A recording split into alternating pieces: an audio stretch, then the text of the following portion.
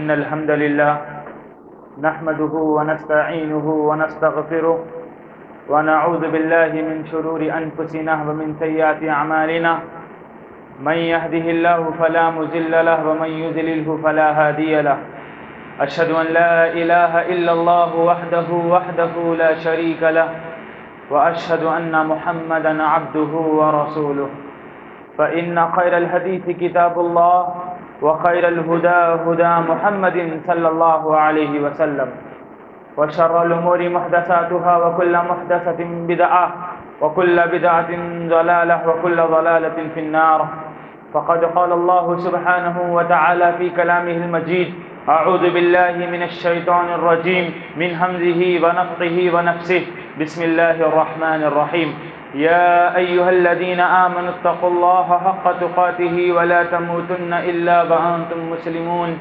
يا أيها الناس اتقوا ربكم الذي خلقكم من نفس واحدة وخلق منها زوجها وبث منهما رجالا كثيرا ونساء واتقوا الله الذي تساءلون به والأرحام إن الله كان عليكم رقيبا يا أيها الذين آمنوا اتقوا الله وقولوا قولا سديدا يصلح لكم أعمالكم ويغفر لكم ذنوبكم ومن يطع الله ورسوله فقد فاز فوزا عظيما وقال النبي صلى الله عليه وسلم اللهم لا عيش إلا عيش الآخرة وقال الله سبحانه وتعالى في مكان آخر لقد كان لكم في رسول الله أسوة حسنة. ہر قسم کی حمد و ثنا، تعریف و توصیف، کبریائی و بڑائی، ہر قسم کی عبادت اس ایک اللہ رب العالمین کے لیے لائق اور سزاوار ہے جو ہم تمام کا اکیلا خالق ہے اور اکیلا مالک ہے. بابرکت ہے وہ ذات جس کے ہاتھ میں ساری کائنات کی بادشاہیت ہے، ہرگز اس کے علاوہ ذرہ برابر بھی کسی اور کی عبادت نہیں کی جا سکتی. وہی معبود برحق ہے. تعریفات کا گلدستہ ہو اسی ہستی کے لیے کہ جو جب چاہے، جسے چاہے، جہاں چاہے، جیسے چاہے موت کے گھاٹ اتار سکتا ہے. وہی مالک الملک ہے، ذی الجبروت ہے. وہی اللہ رب العالمین ہے کہ جس کی توفیق اور رضا کی حاصل کرنے کے لیے میں اور آپ جمعہ کے لیے حاضر ہوئے. سبحان اللہ و بحمدہ سبحان اللہ العظیم. درود و سلام کا نزول ہو اللہ کے تمام پاکیزہ نبیوں پر، بالخصوص بے انتہا درود و سلام کی برسات ہو کائنات کے سب سے پیارے انسان، ہمارے دلوں کی دھڑکن محمد الرسول اللہ صلی اللہ علیہ وسلم پر. اللہم صلی وسلم وبارک علی نبینا و حبیبنا و سیدنا محمد وسلم تسلیما کثیرا. سب سے پہلے اللہ کا شکر بجا لاتا ہوں کہ اس نے مجھے آپ لوگوں کے سامنے کھڑا ہونے کا موقع عطا فرمایا اور پہلی مرتبہ بدر آنے کی توفیق بخشی. اللہ رب العالمین میرے سفر کو کامیاب فرمائے. اللہ رب العالمین اپنے کلام قرآن مجید میں انسانوں کی موت اور حیات کا مقصد بیان کرتا ہے. میں اور آپ پیدا ہوئے، یہ اللہ کا احسان ہے کہ اس نے مجھ کو اور آپ کو پیدا کیا. اللہ کا ایک اور احسان یہ ہے کہ اس نے مجھ کو اور آپ کو مسلمان بنایا. پیدا کرنا یہ اللہ کا ایک احسان ہے. پیدا کرنے کے بعد اللہ کا مسلمان گھر میں پیدا کرنا یہ دوسرا احسان ہے. پھر تیسرا احسان یہ ہے کہ فتنوں کے دور میں جہاں بہت سارے فرقے اور فتنے ہیں، ان تمام فرقے اور فتنوں میں اہل الحدیث میں پیدا کر کے اللہ رب العالمین کا ہمیں توفیق بخشنا یہ تیسرا بہت بڑا احسان ہے. اور اللہ کا چوتھا سب سے بڑا احسان یہ ہے کہ اس نے جمعہ جیسے مبارک دن کے موقع پر اپنے گھر پر اپنے کلام کی نصیحت کو سننے کے لیے ہمیں مبعوث فرمایا. معزز حاضرین، عزیز نوجوانوں، پردہ نشی میری اسلامی ماں اور بہنوں، ہم جو پیدا ہوئے اور ایک دن مر جائیں گے، ہم یوں ہی پیدا نہیں کیے گئے.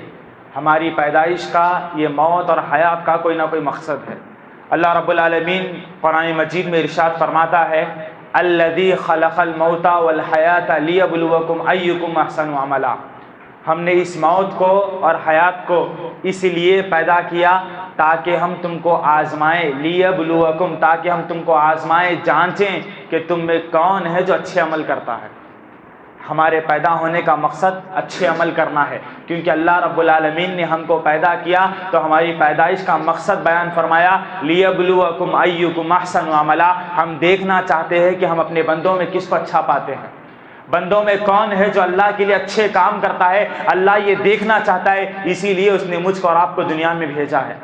میں اور آپ دنیا میں آئیں تو صرف نیک کام کرنے کے لیے آئے، میں اور آپ دنیا میں آئیں تو لوگوں کو نیکی کا حکم دینے کے لیے آئے، برائی سے بچانے کے لیے آئے۔ آپ جانتے ہیں اللہ کے رسول صلی اللہ علیہ وسلم کے آنے سے پہلے دنیا میں 1,20,000 انبیاء آئے اور چلے گئے، ساری قوموں کو اللہ نے وہ فضیلت نہیں دی جو اس قوم امت محمدیہ کو عطا کی۔ اللہ رب العالمین کہتا ہے کنتم خیر امت اخرجت للناس تأمرون بالمعروف وتنہون عن المنکر، ساری امتوں میں سب سے بہترین امت میرے نبی محمد رسول اللہ کی امت ہے۔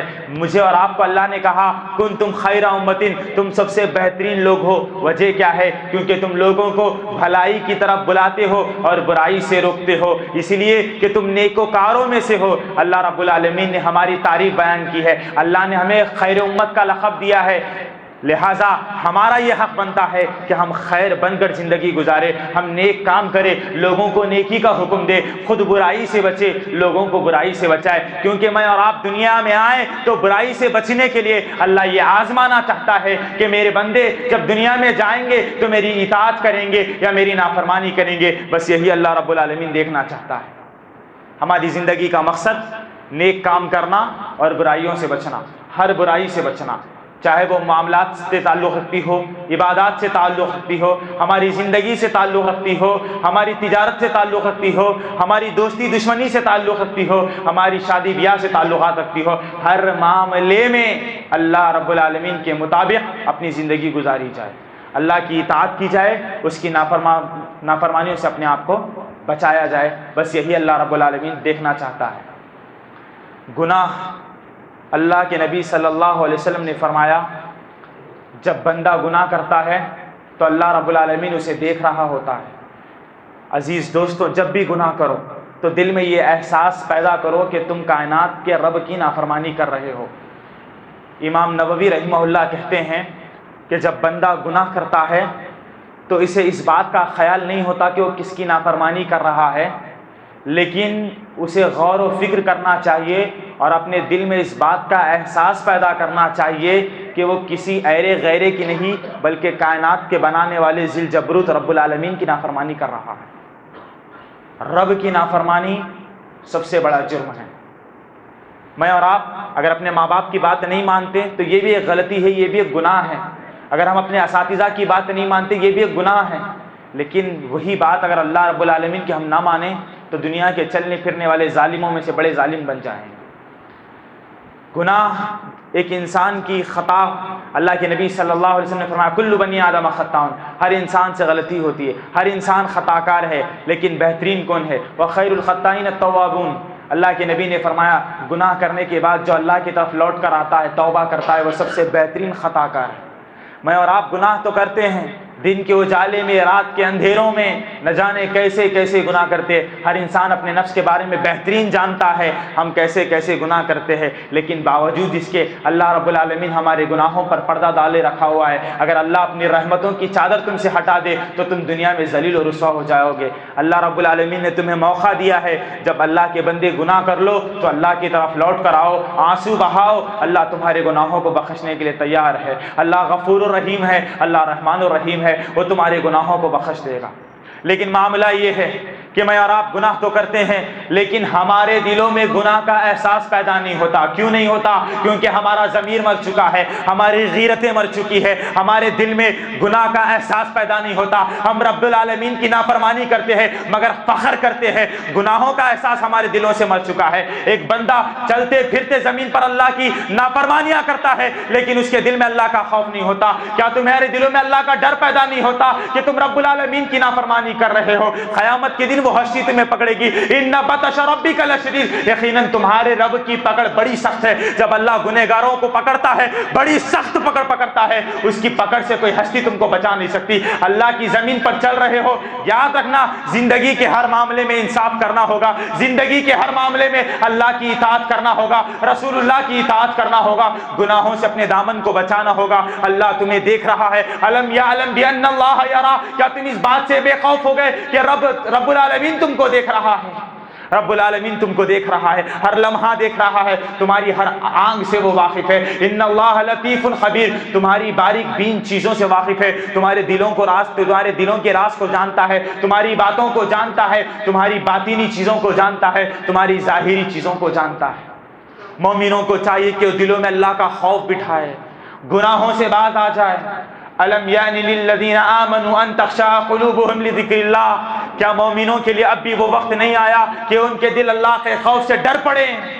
کیا مومنوں کے لیے اب بھی وہ وقت نہیں آیا؟ حالات میں اور آپ جانتے ہیں ہندوستان کے کس طرح بگڑتے جا رہے ہیں۔ ایسے نازک ترین حالات میں، ان فتنوں کے دور میں میرے اور آپ کے لیے ضروری ہے کہ میں اور آپ اپنے ایمان کی حفاظت کرے، اللہ رب العالمین کی فرما برداری کرے اور گناہوں سے بچائے رکھے اپنے آپ کو۔ آج ہمارا معاشرہ گناہوں کے دلدل میں ڈوبتا جا رہا ہے۔ ہر وہ گناہ جس کو اسلام نے گناہ کہا ہے وہ آج ہمارے معاشرے میں پایا جاتا ہے، ہمارے گھروں میں پایا جاتا ہے، ہمارے محلوں میں، ہمارے معاشرے میں پایا جاتا ہے۔ اسلام نے کہا جھوٹ مت کہو، جھوٹ گناہ ہے، آج جھوٹ سارے معاشرے میں پھیلا ہوا ہے۔ ہر وہ گناہ جسے شریعت نے گناہ بتایا ہے وہ گناہ آج ہمارے ماحول میں پایا جاتا ہے۔ ہمارا معاشرہ جھوٹ بھی بولتا ہے، ہمارا معاشرہ گالی بھی دیتا ہے، ہمارا معاشرہ بد کلامی بھی کرتا ہے، ہمارا معاشرہ بے حیا ہے، ہمارا معاشرہ بے شرم ہے، ہمارا معاشرہ داڑھی بھی کاٹتا ہے، ہمارا معاشرہ آئی بروز بھی کاٹتا ہے، ہمارا معاشرہ ٹخنوں کو کپڑوں کو نیچے ٹخنے کے لٹکا کر پھرتا ہے، ہمارا معاشرہ گالیاں بھی دیتا ہے، ہمارا معاشرہ ہر وہ گناہ کرتا ہے جسے اسلام نے روکا ہے۔ جن جن گناہوں سے اسلام نے روکا ہے وہ تمام گناہ آج ہمارا معاشرہ کرتا ہے، لیکن ہمارے دلوں میں احساس پیدا نہیں ہوتا کہ ہم خود برائی سے بچ کر لوگوں کو برائی سے بچائیں۔ اسلام نے جن چیزوں کو گناہ بتایا ہے ان تمام گناہوں میں سے ایک بدترین گناہ جو اس زمین پر کیا جاتا ہے وہ ہے کافروں کی مشابہت۔ کفار کی مشابہت ایک جرم عظیم ہے۔ اللہ کے نبی صلی اللہ علیہ وسلم نے فرمایا لیس منا، وہ شخص ہم میں سے نہیں ہو سکتا۔ لیسا منا کی تفسیر بیان کرتے ہوئے حافظ ابن حجر رحمہ اللہ کہتے ہیں لیسا من اہل دیننا، وہ ہمارے دین کے لوگوں میں سے نہیں ہیں، وہ رسول اللہ کا امتی نہیں ہو سکتا۔ کون نہیں ہو سکتا؟ فلیسا منا من تشبہ بغیر قومنا، وہ شخص مجھ میں سے نہیں ہے۔ آپ نے فرمایا وہ شخص مجھ میں سے نہیں ہے جو کسی غیر قوم کی مشابہت کو اختیار کرتا ہے۔ اللہ اکبر۔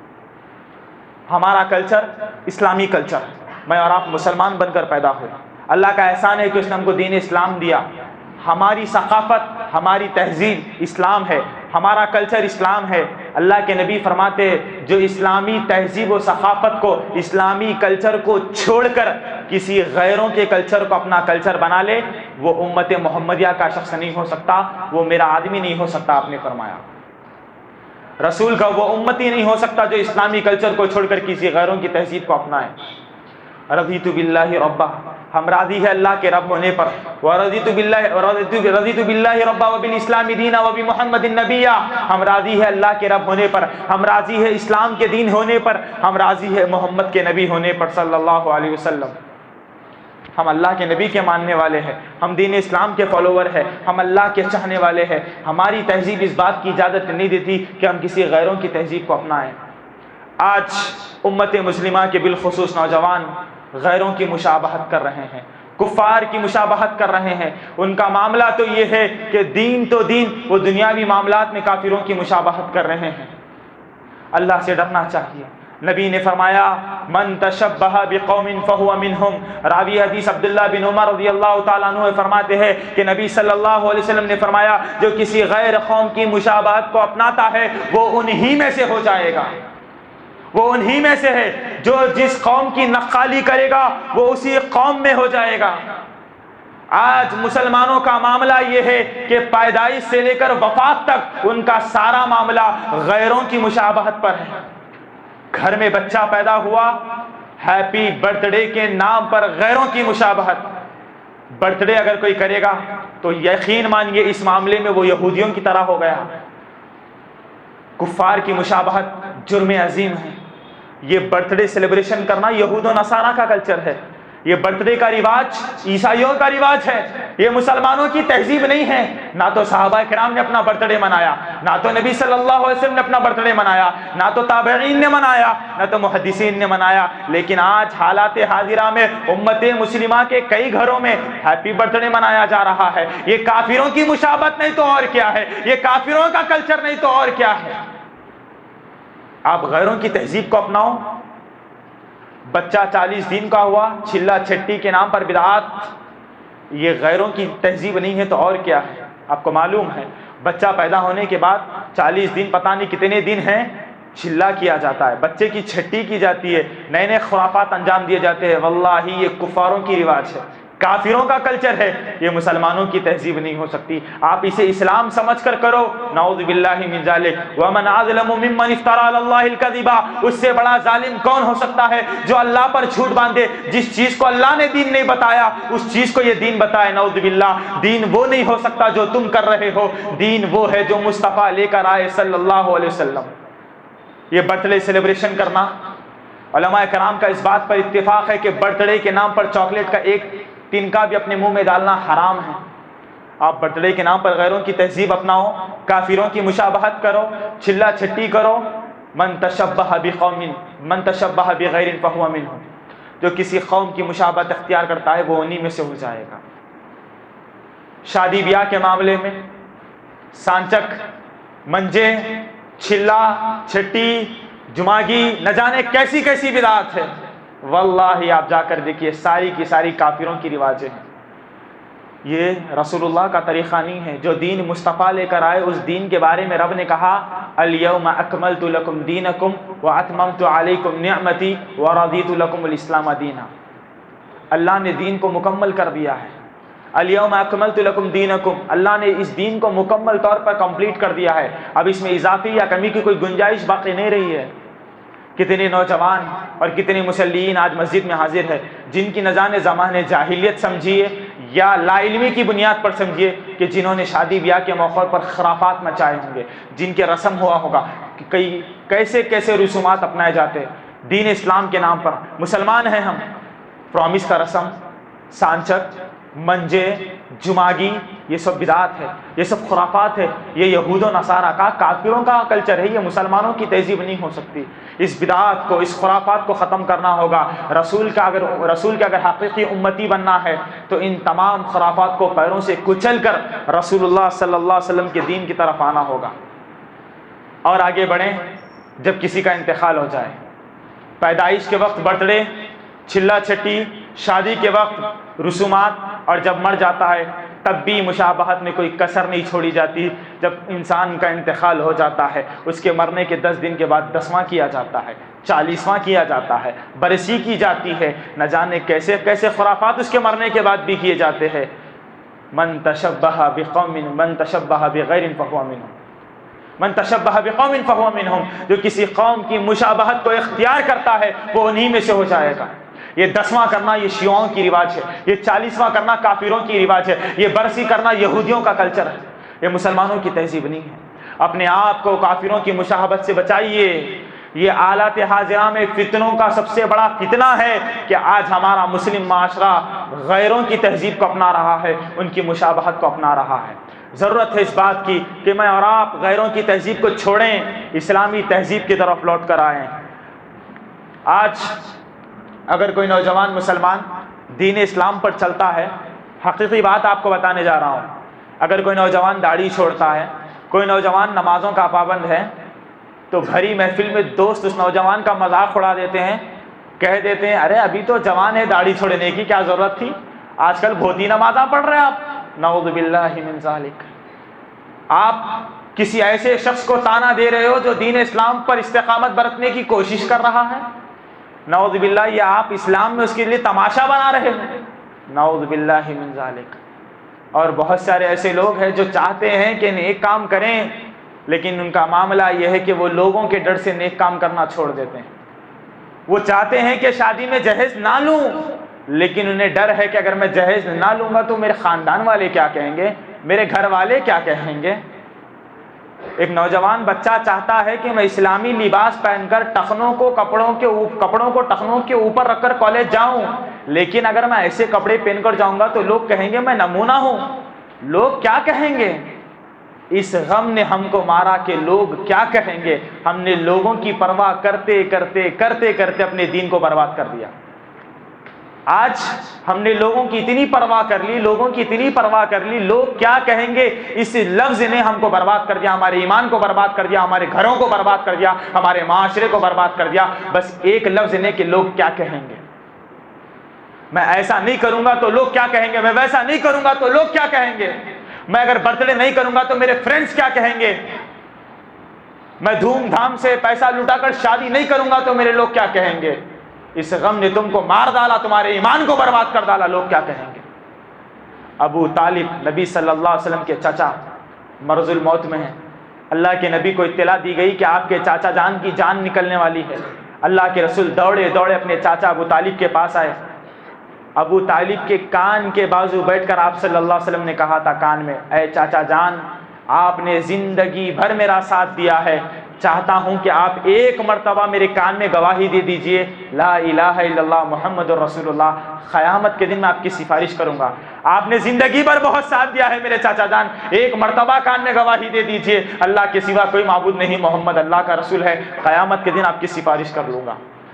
صحیح مسلم باب ابو طالب رضی اللہ، باب وفات ابو طالب رضی اللہ تعالی، ابو طالب لعنہم اللہ، اس باب کے اندر آپ پڑھیں گے امام مسلم رحمہ اللہ نے لکھا ہے جب ابو طالب کی وفات قریب تھی، اللہ کے نبی کی وصیت ہو چکی تھی، ابو طالب نے اپنے بھتیجے محمد کی طرف اشارہ کر کے کہا، اے میرے بھتیجے، میں چاہتا تو تجھ پر ایمان لا لیتا، میری خواہش تھی کہ میں اسلام قبول کر لوں، لیکن مجھے اس بات کا ڈر ہے کہ میرے مرنے کے بعد لوگ کیا کہیں گے۔ دیکھو موت کی وجہ سے ابو طالب باپ دادا کے دین کو چھوڑ چکا ہے، مجھے ڈر ہے کہ میرے مرنے کے بعد لوگ میری بے عزتی کریں گے۔ بھتیجے جا، میں اسلام قبول نہیں کر سکتا کیونکہ مجھے ڈر ہے میرے مرنے کے بعد میرے بارے میں لوگ کیا کہیں گے۔ دیکھو موت کے ڈر سے ابو طالب نے دین چھوڑ دیا۔ نعوذ باللہ، اتنا جملہ کہنا تھا، ابو طالب کی روح قبض کر لی گئی۔ اللہ کے نبی صلی اللہ علیہ وسلم نے فرمایا ابو طالب ہمیشہ کے لیے جہنمی بنا دیے گئے۔ لوگ کیا کہیں گے، یہ جملہ تمہارے ایمان کو برباد کر رہا ہے، اس سے اپنے آپ کو بچانے کی ضرورت ہے۔ ہمیں لوگوں کی پرواہ نہیں، اللہ کی پرواہ کرنے کی ضرورت ہے۔ ہمیں ماحول کی پرواہ کرنے کی ضرورت نہیں ہے، رسول اللہ کی لائی ہوئی شریعت کی پرواہ کرنے کی ضرورت ہے۔ ہمیں ماں باپ کی پرواہ کرنے کی ضرورت نہیں ہے، ان کے خواہشات کی پرواہ کرنے کی ضرورت نہیں ہے، ہمیں دین اسلام کی پرواہ کرنے کی ضرورت ہے۔ میں اور آپ مسلمان ہیں، ہم لوگوں کی پرواہ کرنے کے لیے نہیں آئے، ہم دنیا میں آئے رب کی رضا حاصل کرنے کے لیے، ہم دنیا میں آئے رسول اللہ کی اطاعت کرنے کے لیے۔ اگر آپ کے مقابلے میں آپ کا والد بھی کھڑے ہو جائے، آپ کا یہ غلط ہے۔ اگر آپ دین پر عمل کر رہے ہیں، رکاوٹ آپ کے گھر والے بنتے ہیں، آپ گھر والوں کو دین سکھائیے، اپنے آپ کو مت بدلیے۔ ام حبیبہ رضی اللہ عنہا نبی صلی اللہ علیہ وسلم کی بیوی ہیں، ام حبیبہ رضی اللہ عنہا۔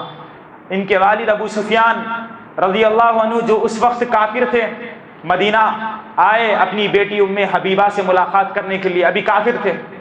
مکہ کے سردار ابو سفیان اپنی بیٹی ام حبیبہ سے ملنے کے لیے مدینہ آئے، آپ صلی اللہ علیہ وسلم کے گھر میں داخل ہوئے، اپنی بیٹی ام حبیبہ سے ملاقات کی۔ رسول اللہ کا بستر بچھا ہوا تھا، ابو سفیان رسول اللہ کے بستر پر بیٹھنا چاہتے تھے، ام حبیبہ نے نیچے سے چٹائی کھینچ لی۔ ابو سفیان نے کہا، اے بیٹی، میں مکہ کا سردار، کیا میں اس لائق نہیں کہ اس چٹائی پر بیٹھوں، یا یہ چٹائی اس لائق نہیں کہ میں اس پر بیٹھوں؟ ام حبیبہ نے کہا، ہمیں یہ بات گوارا نہیں ہے کہ کوئی کافر رسول اللہ کے بستر پر بیٹھے۔ والد کا کوئی احترام نہیں، جب بات رسول کی آ جائے، جب قول رسول کا آ جائے تو والد کے قول کو ٹھوکر مار دیا جائے گا، لوگوں کی پرواہ چھوڑ دی جائے گی، جب قال اللہ قال رسول تمہیں سنا دی جائے۔ اللہ کا کلام آنے کے بعد، رسول کی حدیث آنے کے بعد تیسرا کوئی اور کلام آپ کے لیے قابل قبول اور حجت نہیں بن سکتا۔ میرے اور آپ کے لیے ضروری ہے کہ میں اور آپ گناہوں سے بچیں۔ آج معاملہ یہ ہے، ہر والدین کی شکایتیں ہیں، ہمارا بچہ نہیں سنتا، ہمارا بچہ یہ بات نہیں مانتا، ہمارا بچہ یہ نہیں کرتا، ہمارا بچہ نماز نہیں پڑھتا۔ وجہ یہ ہے کہ آپ خود نے اپنے اولاد کو بگاڑا ہے، آپ خود نے اپنی اولاد کو بگاڑا ہے۔ کیسے بگاڑا ہے؟ امام بربہاری رحمہ اللہ کہتے ہیں کہ اولاد والدین کے لیے رول ماڈل ہے، یعنی والدین ایک آئیڈیل ہے، جیسا والدین کریں گے ویسے ہی اولاد کرے گی، یہ فطری طور پر اللہ نے رکھا ہے۔ ایک والد گھر میں بیٹھ کر سب کے سامنے سگریٹ پیے، ایک والد گھر میں بیٹھ کر سب کے سامنے گٹکا کھائے اور اس بات کی خواہش ظاہر کرے کہ میں چاہتا ہوں کہ میرا بیٹا کبھی گٹکا نہ کھائے، میرا بیٹا کبھی سگریٹ نہ پیے، کیا ایسا ممکن ہے؟ آپ خود گٹکا کھاؤ، گھر کے ماحول میں آپ سگریٹ پیو اور اس بات کی خواہش کرو کہ آپ کا بیٹا کبھی بری چیز کو نہ کھائے، آپ کا بیٹا کبھی سگریٹ نہ پیے، ایسا ممکن نہیں ہے۔ آپ گھر میں بیٹھ کر اپنی جوان بیٹی کے ساتھ بگ باس جیسی بے حیا سیریل کو دیکھو اور کہو کہ میری بیٹی کسی غیر مرد سے بات نہ کرے، کیا یہ ممکن ہے؟ آپ خود گھر میں بیٹھ کر ایک ننگی فلم چلاؤ، گھر والے پورے بیٹھ کر اس فلم کو دیکھو اور کہو کہ میرے بیٹے کبھی اچھے برے لباس نہ پہنے، کیا ایسا ممکن ہے؟ آپ خود اس بات کے ذمہ دار ہیں کہ آپ نے اپنی اولاد کو بگاڑا ہے، آپ نے اپنی اولاد کو صحیح تعلیم صحیح تربیت نہیں دی، آپ نے انہیں بچپن سے وہی چیزیں سکھائی ہے جو اسلام نے منع کیا تھا، اور اب جب وہ جوانی کی دہلیز پر پہنچ چکا ہے اب آپ چاہتے ہیں کہ اس کو بدل دوں، تو یہ ممکن نہیں ہے۔ اگر اولاد کو سدھارنا چاہتے ہو تو سب سے پہلا فریضہ یہ ہے کہ خود والدین سدھر جائیں۔ جس دن واللہ والدین سدھریں گے، دیکھنا آنے والی نسلوں کی اولاد سدھر جائے گی۔ والدین کے لیے پیغام ہے رسول اللہ کی جانب سے کہ والدین اللہ سے ڈرتے رہیں، وہ قیامت کے دن پوچھے جائیں گے اپنے اولاد کی تربیت کے بارے میں، اس لیے اپنی خود کی اصلاح کرتے ہوئے اپنے اولاد کی اصلاح کریں۔ کافروں کی مشابہت جو آج امت محمدیہ کے اندر بڑی تیزی سے پھیل رہا ہے، ان کافروں کی مشابہت میں سب سے بڑی چیز جو ہر سال نمایاں ہوتی ہے وہ ہے ہیپی نیو ایئر۔ آنے والے دن میں، آنے والے ایک ہفتے کے بعد نیا سال کا آغاز ہوگا، عیسوی اعتبار سے 2023، 25 دسمبر جو کہ عیسائیوں کی عید کا دن ہے۔ یہ ایسا خرافاتی دن ہے، نعوذ باللہ، لوگ اس بات کی خوشخبریاں منائیں گے میری کرسمس کہہ کر 25 دسمبر کو، نعوذ باللہ، جو کہ مسلمانوں کے عقیدے کے بالکل مخالف ہے اور کافروں کی مشابہت ہے۔ ایک نوجوان نے مجھ سے پوچھا جو کہ مسلمان ہے، اس نے کہا کیا کسی عیسائی دوست کو میری کرسمس کہنا جائز ہے؟ تو علماء کا اس بات پر اتفاق ہے کہ کسی بھی قوم کے تہوار کے وقت کسی کو بھی اس کی مبارکبادی پیش کرنا جائز نہیں ہے۔ وجہ یہ ہے، میری کرسمس، اس کی تفصیل بیان کرتے ہوئے علماء کرام لکھتے ہیں کہ نصرانیوں کا یہ عقیدہ ہے کہ عیسیٰ علیہ السلام اللہ کے بیٹے ہیں، نعوذ باللہ من ذالک، جبکہ اللہ کا کوئی بیٹا نہیں ہے، لم یلد ولم یولد، نہ وہ کسی کی اولاد ہے نہ اس کی کوئی اولاد ہے، اللہ کی کوئی اولاد نہیں ہے۔ اللہ کی طرف بیٹوں کی نسبت کرنا یہ بہت بدترین جرم ہے، ایک دم گھٹیا عمل ہے۔ اور نصارہ نے بدترین جرم یہ کیا، انہوں نے عیسیٰ کو اللہ کا بیٹا بنا لیا، اور میری کرسمس کا مطلب ہوتا ہے مبارک ہو تم کو اللہ کا بیٹا پیدا ہونا۔ اور عیسوی اعتبار سے نجرانیوں کے نصارہ نے لکھا ہے کہ عیسوی کا اعتبار عیسیٰ علیہ السلام کی پیدائش کے مطابق کیا جاتا ہے، گویا کہ اگر کوئی نوجوان یہ کہتا ہے ہیپی نیو ایئر 2023 تو اس کا مطلب یہ ہے کہ نعوذ باللہ مبارک ہو اللہ کو عیسیٰ پیدا ہو کر 2023 سال مکمل ہو چکے ہیں، نعوذ باللہ من ذالک۔ یہ عقیدہ ہے عزیزان ملت جس کی حفاظت کرنے کی مجھ کو اور آپ کو ضرورت ہے۔ آج مسلمانوں کا طبقہ ہر نئے سال کا جشن، سال نو کا جشن منانے کی تیاریاں کر رہا ہے۔ جیسے ہی 31 دسمبر کی رات کے 12 بجتے ہیں اس بات کی خوشیاں منائی جاتی ہے، ہیپی نیو ایئر 2023 کے پٹاخے پھوڑے جاتے ہیں، کیک کاٹی جاتی ہے، آتش بازیاں کی جاتی ہے، مرد و زن کا اختلاط ہوتا ہے۔ یہ کس بات کی خوشخبری منا رہے ہو؟ یہ عیسائیوں کا عقیدہ ہے کہ نعوذ باللہ مبارک ہو اللہ کو عیسیٰ کا پیدا ہونا، عیسیٰ اللہ کے بیٹے ہیں، جاؤ تم کیک کھاؤ خوشیاں مناؤ۔ ہیپی نیو ایئر کا یہی مطلب ہے، یہی مطلب ہوتا ہے۔ ہمارا نیو سال، ہمارا نیا سال تو محرم الحرام کب کی شروع ہو چکا ہے۔ مسلمان اپنے نئے سال کو بھول چکے ہیں، وہ عیسیٰ علیہ السلام کے نصرانیوں کی پیروی کرتے ہوئے، ایک کافروں کی پیروی کرتے ہوئے، ان کی مشابہت کرتے ہوئے نئے سال کا جشن منانے کی تیاری کر رہے ہیں۔ اس خبیث عمل سے بچنے کی ضرورت ہے۔ ہیپی نیو ایئر کا مطلب ہوتا ہے مبارک ہو اللہ کو عیسیٰ پیدا ہونا، نعوذ باللہ من ذالک۔ یہ عقیدہ ہے جس کی مجھ کو اور آپ کو حفاظت کرنے کی ضرورت ہے۔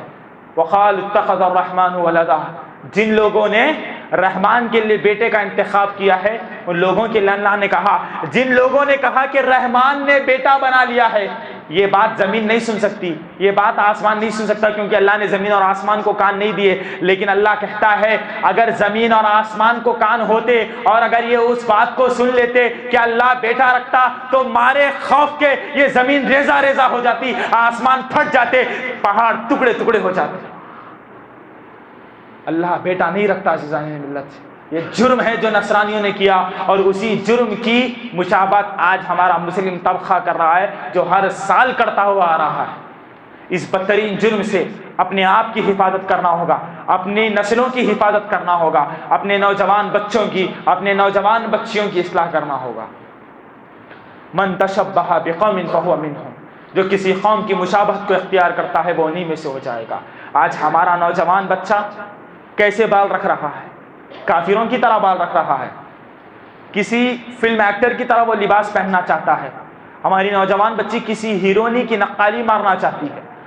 آج ہمارا ماحول کفاروں کی طرح بنتا جا رہا ہے، دین کے معاملے میں، دنیا کے معاملے میں، عبادات کے معاملے میں، تجارت کے معاملے میں، دوستی کے معاملے میں، ہر معاملے میں آج ہم غیروں کی کاپی مار رہے ہیں۔ ارے ہمارا خود کا ایک کلچر ہے، ہماری خود کی ایک نشانی ہے، اس نشانی کو ہم برقرار رکھیں، غیروں کی کاپی مارنے کے لیے ہم نہیں ہیں۔ ارے ہمارا خود کا ایک لیبل ہے، وی آر مسلمس، ہمیں اس بات کا فخر ہے کہ اللہ نے ہمیں مسلمان پیدا کیا ہے۔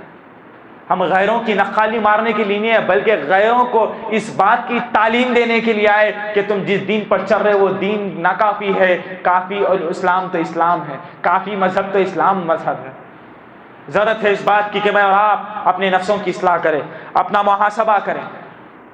ہماری خواہشیں بہت ہیں، ہماری خواہش ہے کہ ہم گناہ کریں، لیکن اپنی خواہشات کو دبانا ہوگا، اللہ کی رضا کے لیے کچلنا ہوگا، اپنی خواہشات کو دبانا ہوگا۔ خواہشات کا ہمارے دلوں میں ہے، خواہشات صحابہ کرام کے دلوں میں بھی تھی، خواہشات صحابہ کرام کے دلوں میں بھی تھی۔ اسماء بنت ابی بکر صدیق رضی اللہ تعالیٰ عنہ راوی حدیث ہے، بیان کرتی ہے کہ اللہ کے رسول صلی اللہ علیہ وسلم کے دربار میں ایک خاتون اپنی نوجوان بچی کو لے کر رسول اللہ صلی اللہ علیہ وسلم کے پاس آئی۔ دیکھیے خواہشات ہمارے دل میں بھی ہے، ہماری خواہش ہے بڑا گھر ہو، ہماری خواہش ہے بڑی شادی ہو، ہماری خواہش ہے اچھے لباس ہو، ہماری خواہش ہے ہم یہ کریں وہ کریں۔ خواہشات صحابہ کرام کے دلوں میں بھی تھی۔ اسماء بنت ابو بکر صدیق کہتی ہے خاتون اپنی نوجوان بچی کو لے کر رسول اللہ کے دربار میں حاضر ہوئی، کہنے لگی اللہ کے رسول صلی اللہ علیہ وسلم، یہ میری نوجوان بیٹی ہے، چیچک کی بیماری کی وجہ سے اس کے سر کے سارے بال جھڑ چکے ہیں، یہ بدصورت نظر آتی ہے لوگوں کے سامنے، اگر آپ کی اجازت ہو اس کی خواہش ہے کہ یہ اپنے سروں پر ڈپلیکیٹ بالوں کو جسے وگ کہا جاتا ہے، آپ اسے مصنوعی بال وگ پہننے کی اجازت دیجیے۔ اس نوجوان بچی نے کہا اللہ کے رسول میری خوبصورتی ہے لیکن میرے بال نہ ہونے کی وجہ سے میری خوبصورتی اثر کر رہی ہے، اللہ کے رسول مجھے اجازت دیجیے، میری خواہش ہے کہ میں مصنوعی ڈپلیکیٹ بال لگا لوں۔ اللہ کے رسول صلی اللہ علیہ وسلم نے کہا تیری خواہش کو تو چھوڑ دے، لعن اللہ الواصل والمستوصل، اللہ کی لعنت ہوتی ہے مصنوعی ڈپلیکیٹ بال بنانے والوں پر اور ڈپلیکیٹ بال لگانے والوں پر، اللہ کی لعنت ہوتی ہے، اپنی خواہشات کو چھوڑ دے۔ اس خاتون نے کہا میری خواہشات کو رسول اللہ کی محبت میں چھوڑ دوں گی، زندگی بھر جیوں گی تو گنجی بن کر جیوں گی، لیکن کبھی اللہ کے رسول کی خلاف ورزی نہیں کر سکتی۔ اپنی خواہشات کو اس نے چھوڑ دیا۔ خواہشات ان کے دلوں میں بھی تھی، خواہشات ہمارے دلوں میں بھی ہے، بس فرق اتنا ہے کہ انہوں نے اسلام کو ترجیح دے کے خواہشات کو چھوڑ دیا، ہم نے اسلام کو چھوڑ دیا اور خواہشات کو پوری کر لی۔ جابر بن عبداللہ رضی اللہ تعالیٰ عنہ، ان کی بڑی خواہش تھی ریشمی لباس پہننے کی، ریشمی لباس پہن کر مدینہ کی گلیوں میں گھوم رہے تھے۔ جابر بن عبداللہ نے اپنے بیٹے کو ریشمی لباس پہن کر دیکھا، کہا بیٹے یہ ریشمی لباس کہاں سے لائے ہو؟ کہا ابا جان بڑی خواہش تھی ریشمی لباس پہننے کی، اسی لیے بازار سے خرید کر لایا ہوں۔ جابر بن عبداللہ نے اپنے بیٹے سے کہا اگر اللہ کی رضا چاہتا ہے، قیامت کے دن نجات چاہتا ہے، ریشمی لباس کو چھوڑ دے، اپنی خواہشات کو ٹھوکر مار دے، اللہ تجھے رضا دینے والا ہے۔ عبداللہ رضی اللہ تعالیٰ عنہ نے جابر بن عبداللہ کے کہنے پر اپنے لباس سے ریشمی لباس کو اتار ڈالا، پھاڑ کر کونے میں پھینک دیا۔ اپنی خواہشات کو ایسے ہی پھاڑنا ہوگا، اپنی خواہشات کو ایسے ہی کچلنا ہوگا. ہماری خواہشات 2 منٹ کی، 2 گھنٹوں کی، 2 دن کی، 2 لمحے کی ہے.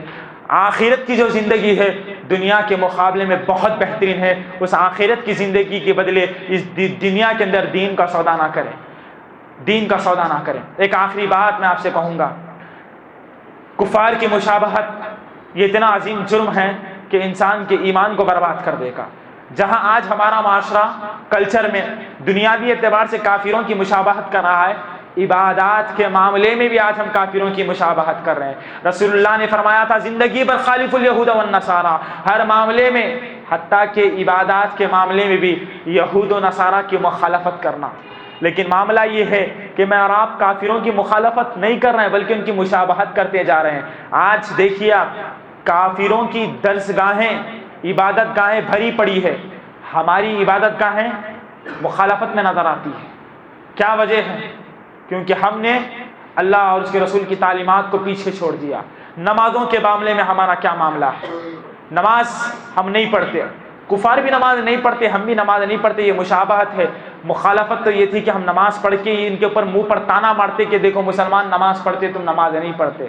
لیکن ہم نے مشابہت اختیار کر لی، وہ بھی عبادت نہیں کرتے، ہم بھی عبادت نہیں کرتے. کتنے مسلمان ہیں جنہوں نے فجر کی نماز کو آج جماعت کے ساتھ ادا کیا ہے؟ نہیں پتہ، اللہ بہتر جانتا ہے. آج ہم نمازوں کو معمولی سمجھ کر چھوڑ دیتے ہیں. نماز جو زندگی کا مقصد ہے، اللہ رب العالمین قرآن مجید میں کہتا ہے کہ ہم نے جنات اور انسانوں کو محض اپنی عبادت کے لیے پیدا کیا. کتنے لوگ ہیں جو جانتے ہیں نماز کا چھوڑنا جرم ہے، نماز کا چھوڑنا گناہ ہے، لیکن کتنے لوگ ہیں جو نماز نہیں پڑھتے. نماز چھوڑنا کتنا بڑا سنگین جرم ہے، اس کے باوجود بھی اگر کوئی نماز چھوڑے تو پھر وہ ظالم نہیں تو اور کون ہے. امام ابو حنیفہ رحمہ اللہ کہتے ہیں جو جان بوجھ کر طاقت رکھنے کے باوجود بھی ایک وقت کی بھی نماز چھوڑ دے اسے جلا وطن کر دینا چاہیے، وطن سے باہر نکال دینا چاہیے. امام شافعی رحمہ اللہ کہتے ہیں جو جان بوجھ کر طاقت رکھنے کے باوجود بھی ایک وقت کی بھی نماز چھوڑ دے اس کا قتل کر دینا چاہیے. امام مالک رحمہ اللہ کہتے ہیں جو جان بوجھ کر ایک وقت کی بھی نماز چھوڑ دے وہ کافر ہو جاتا ہے. امام احمد بن حنبل رحمہ اللہ کہتے ہیں گناہوں میں سب سے بڑا گناہ نماز چھوڑنا ہے، اور جو جان بوجھ کر ایک وقت کی بھی نماز چھوڑ دے وہ کبیرہ گناہ کے اولین مرتکبین میں سے ہے. امام ابن تیمیہ رحمہ اللہ کہتے ہیں جو جان بوجھ کر نماز کو چھوڑ دے ما رعاه علی الاسلام، میں اسے مسلمان ہی نہیں سمجھتا. حجاج بن یوسف، اس کے دربار میں ایک آدمی کو لایا گیا اور کہا گیا کہ حجاج بن یوسف یہ وہی آدمی ہے جس نے حضرت عثمان بن عفان کا قتل کیا ہے رضی اللہ عنہ. تو حجاج بن یوسف کو بڑا غصہ آیا، اس نے تلوار نکالی. اس مجلس میں عبداللہ بن عمر رضی اللہ تعالیٰ عنہ کے بیٹے بھی موجود تھے. حجاج بن یوسف نے تلوار کو عبداللہ بن عمر رضی اللہ تعالیٰ عنہ کے بیٹے کے حوالے کر دیا اور کہا کہ اے عبداللہ بن عمر رضی اللہ تعالیٰ عنہ کے بیٹے، آپ عثمان رضی اللہ تعالیٰ عنہ کے زیادہ قریبی ہے، ایک کام کریے آپ جائیے اس بدبخت کی گردن اڑا دیجئے، خون واجب ہے، اس نے حضرت عثمان کا قتل کیا ہے. عبداللہ بن عمر رضی اللہ تعالیٰ عنہ کے بیٹے اس آدمی حجاج بن یوسف سے تلوار لیے اس بدبخت کی طرف پہنچے اور اس سے سوال کیا کیا تو نے آج فجر کی نماز جماعت کے ساتھ پڑھی ہے؟ تمہارے تعجب کے وہ آدمی کہنے لگا کیا کوئی ایسا بھی مسلمان ہے جو فجر کی نماز بغیر جماعت کے پڑھ سکتا ہے؟ عبداللہ بن عمر رضی اللہ تعالیٰ عنہ کے بیٹے نے کہا کیا تو نے آج فجر کی نماز جماعت کے ساتھ پڑھی ہے؟ اس نے دوسری مرتبہ یہی کہا ہاں میں نے جماعت کے ساتھ نماز پڑھی ہے. عبداللہ بن عمر رضی اللہ تعالیٰ عنہ کے بیٹے نے تلوار کو پیچھے کر دیا اور حجاج بن یوسف سے کہنے لگے اللہ کے نبی صلی اللہ علیہ وسلم نے فرمایا من صلی صلاۃ الصبح فهو فی ذمۃ اللہ، جو صبح کے وقت یعنی فجر کی نماز پڑھتا ہے وہ اللہ کی امان میں آ جاتا ہے. میں اللہ کی امان کو نہیں توڑ سکتا، اسے قتل نہیں کر سکتا، لہٰذا میں اس کا قتل نہیں کروں گا. فجر کی نماز کی اتنی بڑی اہمیت ہے، نمازوں کی اتنی بڑی اہمیت ہے، لیکن میں اور آپ کافروں کی مشابہت کرتے ہوئے اپنی عبادتوں سے غافل ہو رہے ہیں. امیر المومنین عمر بن خطاب رضی اللہ تعالیٰ عنہ نماز پڑھا رہے تھے. دوسرے خلیفہ میرے اور آپ کے رہبر امیر المومنین نماز پڑھا رہے ہیں. ابو لولو فیروز پیچھے سے اس نے حملہ کر دیا دوران نماز، 17 سے زیادہ وار امیر المومنین پر کر دیے. جیسے ہی وار ہوئے امیر المومنین دوران نماز گر پڑے، خون بہ رہا ہے. نماز کے بعد صحابہ کرام عمر بن خطاب کی حالت کو دیکھ رہے ہیں. عمر بن خطاب کے جسم سے خون بہ رہا ہے، کثرت سے خون بہ رہا ہے. لوگوں نے کہا کہ اگر عمر کو ہوش میں نہ لایا جائے تو معاملہ اور بگڑ سکتا ہے. کسی بھی طرح عمر کو ہوش میں لایا جائے، خون بہ رہا ہے، اگر عمر ہوش میں نہیں آئے گا تو معاملہ اور بگڑ جائے گا. لوگوں نے کئی طریقے اپنا لیے مگر عمر ہوش میں نہیں آتے. کسی آدمی نے اس مجلس میں کہا کہ جاؤ امیر المومنین کے کان میں کہو کہ امیر المومنین نماز کا وقت ہو رہا ہے۔ لوگ گئے اور کہنے لگے کہ اے امیر المومنین اٹھیے، نماز کا وقت ہو رہا ہے، اے امیر المومنین اٹھیے، نماز کا وقت ہو رہا ہے۔ ایک مرتبہ آواز لگانے پر امیر المومنین ہیبت کے مارے اٹھ کے بیٹھ گئے۔ ہمیں اپنے اسلاف کی زندگیوں کو پڑھنے کی ضرورت ہے، اپنے نمازوں کا محاسبہ کرنے کی ضرورت ہے، اپنے گناہوں کا محاسبہ کرنے کی ضرورت ہے، کافروں کی مشابہت جو آج معاشرے میں عام ہے اس کا محاسبہ کرنے کی ضرورت ہے، اولاد کی تربیت کے معاملے میں اپنا محاسبہ کرنے کی ضرورت ہے کہ آپ اپنے آپ کو گناہوں سے بچائیں۔ اللہ کے نبی صلی اللہ علیہ وسلم نے فرمایا کل امتی معافن الا المجاہرین، میری امت کا ہر آدمی معافی کے قابل ہوگا سوائے اس کے جو کھلم کھلا گناہ کرے۔ آپ گناہ بھی کرو، گناہ پر فخر بھی کرو، یہ نہیں ہو سکتا۔ آپ فساد بھی مچاؤ، خیر بھی طلب کرو، نہیں ہو سکتا۔ کنتم خیر امت اخرجت للناس کے تحت آپ کو خیر کرنا ہوگا، ہر معاملے میں اللہ اور اس کے رسول کے مطابق کرنا ہوگا اور ان کی نافرمانیوں سے اپنے آپ کو بچانا ہوگا۔ رب العالمین سے میری دعا ہے اللہ رب العالمین ہم تمام کو تمام بدعات سے، خرافات سے، گناہوں سے اللہ رب العالمین ہماری حفاظت فرمائے۔ اللہ رب العالمین دن کے اجالے، رات کے اندھیرے میں جو نافرمانیاں تیری کی ہے اللہ ان لفظیشوں کو، ان خطاؤں کو، ان غلطیوں کو، ان گناہوں کو اپنے رحمت سے معاف فرما۔ اے اللہ ہم تمام مسلمانوں کو 5 وقت کی نماز جماعت کے ساتھ پڑھنے کی توفیق عطا فرما۔ باری تعالیٰ کافروں کی مخالفت کرنے اور اہل ایمان کی مشابہت اختیار کرنے کی توفیق عطا فرما۔ باری تعالیٰ اسلامی تہذیب، اسلامی ثقافت کو اپنانے، رسول اللہ کی لائی شریعت پر چلنے کی توفیق عطا فرما۔ باری تعالیٰ جو مسلمان بیمار ہے اے اللہ انہیں شفاء کاملہ عاجلہ نصیب فرما۔ اے اللہ جو مسلمان پریشان ہے، غم زدہ ہے، مصیبتوں میں ہے، اے اللہ ان کی آفتوں کو، مصیبتوں کو، بلائیوں کو سے دور فرما۔ باری تعالیٰ نوجوانوں کو صراط مستقیم عطا فرما۔ باری تعالیٰ جتنے لوگ تیری رضا کے لیے یہاں بیٹھے ہیں اے اللہ ان کی زندگیوں میں خیر و برکت عطا فرما۔ آمین وآخر دعوانا الحمدللہ رب العالمین۔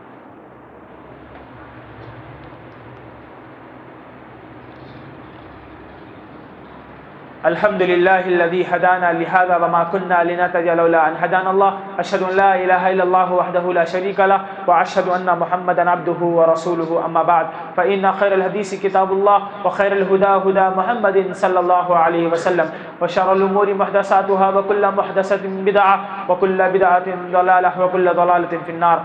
فقد قال الله سبحانه وتعالى في كلامه المجيد بسم الله الرحمن الرحيم إن الله وملائكته يصلون على النبي يا أيها الذين آمنوا صلوا عليه وسلموا تسليما اللهم صل على محمد وعلى آل محمد كما صليت على إبراهيم وعلى آل إبراهيم إنك حميد مجيد اللهم بارك على محمد وعلى آل محمد كما باركت على إبراهيم وعلى آل إبراهيم إنك حميد مجيد إن الله يأمركم بالعدل والإحسان وإيتاء ذي القربى وينهى عن الفحشاء والمنكر والبغي يعظكم لعلكم تذكرون اذكروا الله يذكركم وادعوني يستجب لكم ولذكر الله أكبر والله يعلم ما تصنعون۔